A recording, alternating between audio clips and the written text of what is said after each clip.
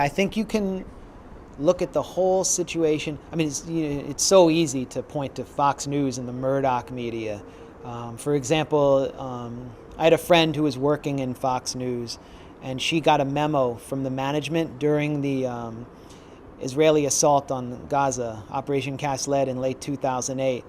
Um, that told them to essentially not report what was happening, and it gave them a list of talking points to highlight about Hamas being a terror organization. I was on a Fox News program at that time, and that all came out. They actually brought in a special guest to talk about the terrorist roots of Hamas, and they cut me off when I attempted to challenge any of the prevailing narrative that was coming out from Fox News, and told me that I wasn't being collegial. So that's easy. It's more, I think, revealing to look at what's happening at the New York Times, which is the newspaper of record in the U.S. And it's true that the New York Times has a large audience based primarily in New York, but around the U.S., of avid readers who are also very sympathetic to Israel. And, it's said that the New York Times reports on Israel as if it's the sixth borough. But that's not good enough as an analysis. And there was better reporting when Stephen Erlanger was the Middle East bureau chief, and even when John Burns was covering the Second Intifada, although his reporting was incredibly flawed.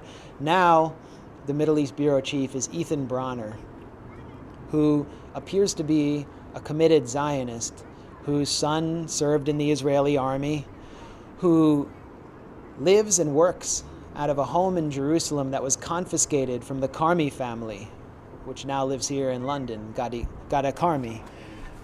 It was bought by Thomas Friedman when he was the Middle East bureau chief, without a second thought. I would be deeply uncomfortable working in that building. And if you look at who he quotes, these are his friends and how he quotes them. The head of the Jewish National Fund was walking through Sderot yesterday when a rocket fell.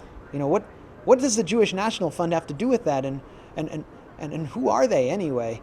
It's just he's quoting his friends. He referred to the Israeli assault on Gaza as Israel's anti-rocket invasion. And he uses this kind of language constantly. You don't even see that from Mark Regev. And it's much more dangerous than Mark Regev because it's insidious.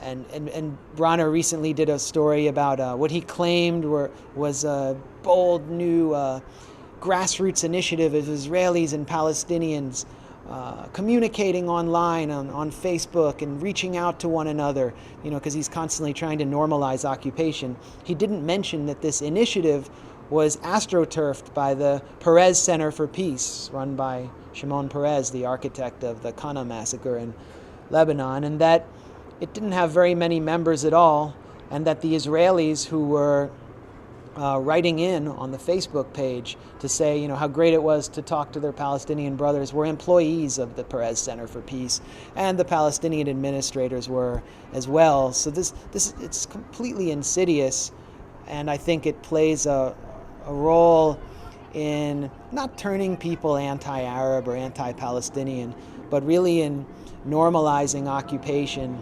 Another thing I see constantly, and just having hung out in Jerusalem among the press corps there and in Tel Aviv, is just this kind of closed-off, ghettoized atmosphere that they've created, where they don't really hang out with people besides themselves, and they cheer each other on, they drink together, they sleep with each other, they talk, they commiserate with each other, and they mostly do so within the confines of Israel proper. They don't experience occupation except when they go there. And when they do, they tend to look for normal visions of Palestinian life. Like, hey, they wear pants in Nablus, or people eat cheese in Ramallah. Who knew?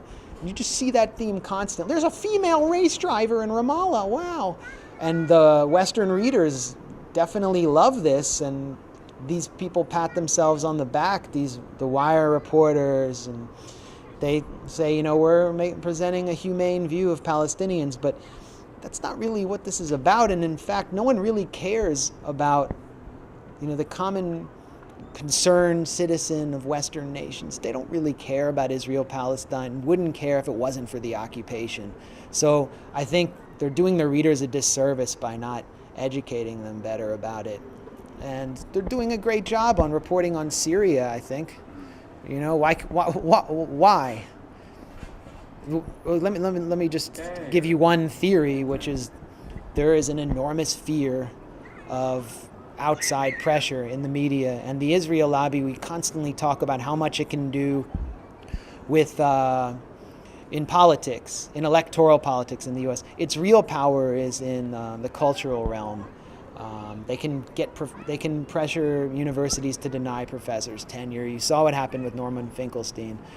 And it requires everyone to watch what they say or to speak carefully, to carefully calibrate their language. And they've tried to do it with me. I mean, even once I went to speak at North Park University in Chicago to a group, it's a Christian college, about Christian Zionism, to a small class of students. The university and its regents, its dean, received a letter from the Jewish Federations of Chicago calling me, this dangerous, self-hating speaker who was, going to incite hatred against the Jewish people within the school. They didn't cower to it, but it's amazing that they even took notice of me. And the professor who hosted me, Don Wagner, who ran this incredible program about that was partly dedicated to understanding Christian Zionism. I mean, this is a deeply committed Christian from the Evangelical Lutheran Church. Has been removed from his post there, and his center has been defunded. I found out about that through one of his students who I just accidentally met while I was in the waiting room at Ophir Military Prison in the West Bank. So, that, it's very. Well, I'll just leave it there.